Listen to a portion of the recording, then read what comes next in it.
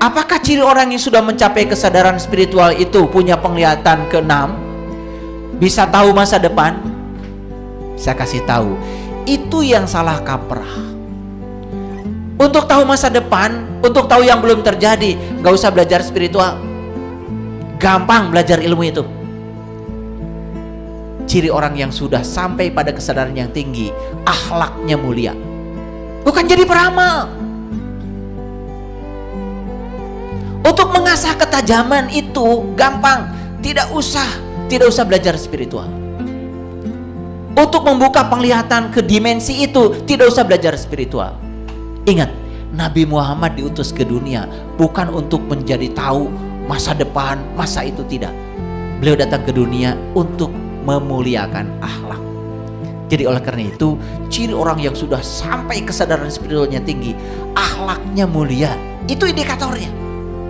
Makanya tadi dia pertanyakan, kalau begitu anak kecil juga banyak yang datang ke dunia, kemudian punya kemampuan mengetahui tentang yang belum terjadi, yang disebut dengan indigo. Ya toh? Apakah itu privilege? Apakah itu keistimewaan dari Allah? Bukan.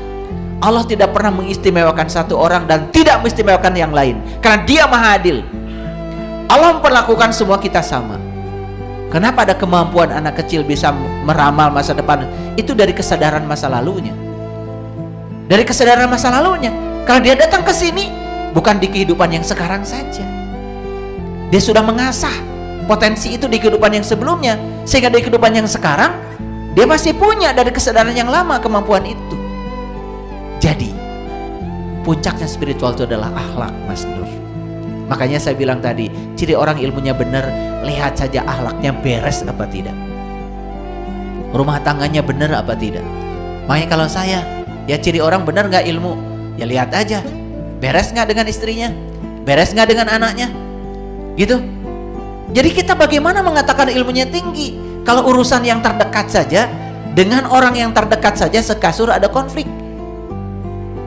Ngerti maksud saya? Jadi gampang ukur orang ilmunya tinggi atau tidak, lihat hidupnya beres atau tidak. Karena apa? Menurut Socrates, pengetahuan adalah dasar kebajikan. Kalau orang punya pengetahuan yang benar, pasti hidupnya penuh dengan kebajikan. Sedangkan kebodohan adalah dasar dari kejahatan. Kalau banyak konflik, itu pasti berasal dari kebodohan, bukan berasal dari pengetahuan. Itu aja Mas Nur. Terima kasih.